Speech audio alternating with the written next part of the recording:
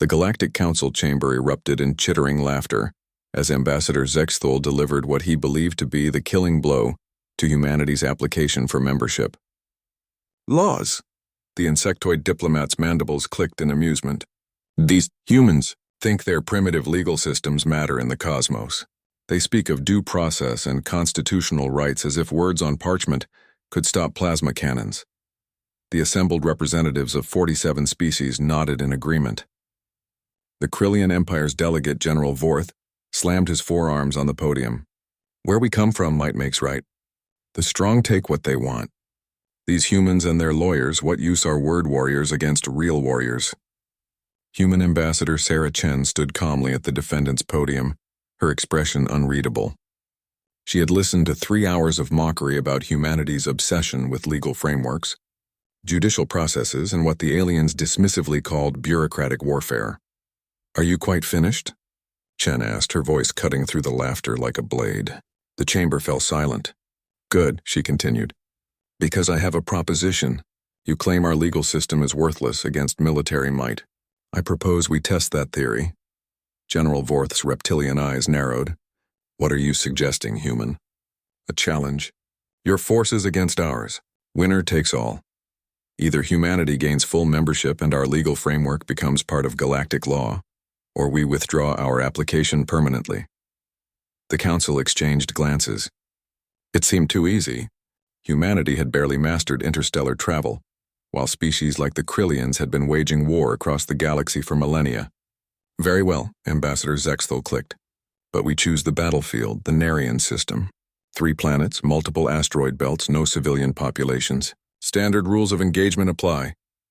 Chen smiled, expression that made several delegates unconsciously step back. Actually, I'd like to propose some modifications to those standard rules.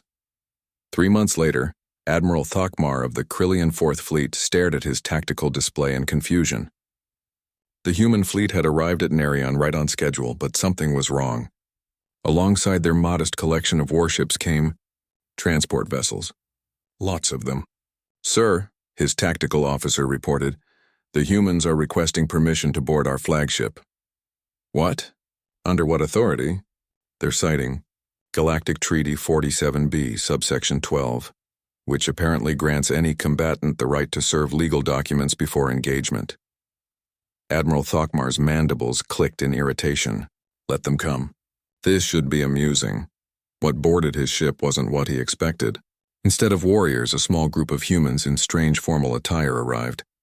Their leader, a woman with silver hair and piercing eyes, introduced herself as Margaret Harrison Esquire, representing the Terran Coalition Legal Corps. Admiral, she said pleasantly, producing a thick stack of documents. You're being served. Served what? A restraining order, under Galactic Treaty 23A, which establishes rules for military engagement in neutral space. Your fleet is hereby enjoined from attacking our vessels pending a hearing on our motion for preliminary injunction.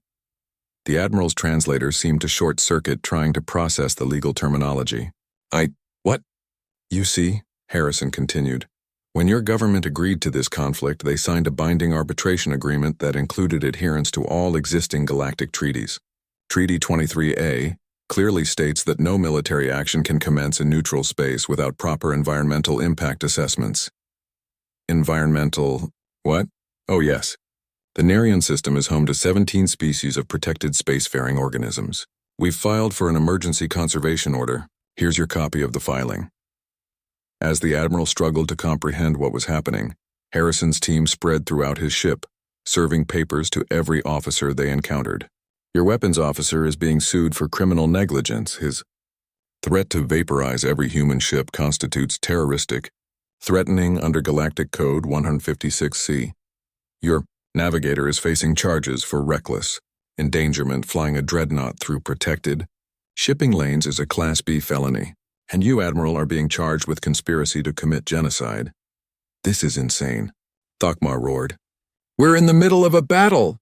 Actually, no, Harrison smiled. We've filed for an emergency postponement pending resolution of these criminal charges. Under galactic law, military engagements must cease immediately when felony charges are filed against command staff. Across the system, Similar scenes played out on every alien vessel. Humans in formal wear, Earth's lawyers, judges, and legal scholars boarded ship after ship, serving subpoenas, injunctions, cease and desist orders, and criminal complaints. The Krillian fleet found itself paralyzed not by weapons but by writs. "Sir," Thokmar's communications officer called out, "we're receiving a transmission from the human fleet." Ambassador Chen's face appeared on screen, flanked by two more humans in judicial robes. "Admiral Thokmar, I'm pleased to inform you that the Emergency Galactic Court, which, by the way, we've just established under the Emergency Powers Clause of Treaty 12F, has reached a verdict in the people of the galaxy versus the Krillian Empire and Allied forces." "What verdict?" "We never had a trial." "Oh, but you did. For the past 6 hours, my colleagues have been conducting a mass trial aboard your ships. You see, under human legal precedent, which we've now introduced as galactic law, when defendants refuse to participate in their own defense, as your forces did by continuing to threaten violence instead of attending their hearings, the court can proceed in absentia." Judge Hamilton, one of the humans beside Chen, spoke up. "The court finds all defendants guilty on all charges. Sentencing will commence immediately." "Sentencing?" Thokmar whispered. "The Krillian Fourth Fleet is hereby ordered to surrender all weapons, submit to immediate inspection by galactic peacekeeping forces, and pay restitution to the people of Earth for the trauma caused by your threats.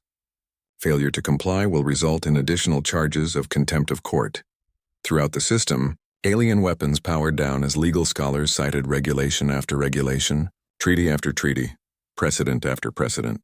Every shot fired would constitute a violation of a dozen different laws that the aliens themselves had agreed to when they joined the galactic community. General Vorth, watching from the council chambers, turned to Ambassador Zexthul with newfound respect and terror. "By the void. They didn't bring warriors to the battlefield." "No," Zexthul replied quietly, his earlier arrogance completely gone. "They brought something far more dangerous. They brought order to chaos. They brought the rule of law to a universe that had forgotten what justice looks like." On the main screen, Ambassador Chen delivered the final blow. Effective immediately, the Terran Coalition is granted full membership in the Galactic Council, with all rights and privileges thereof. Furthermore, the galactic legal framework is hereby established, with Earth's legal traditions forming its foundation. She paused, her smile never wavering. "Court is now in session and humanity is presiding. We suggest you all get very good lawyers." The age of might makes right in the galaxy had ended not with a bang, but with a gavel.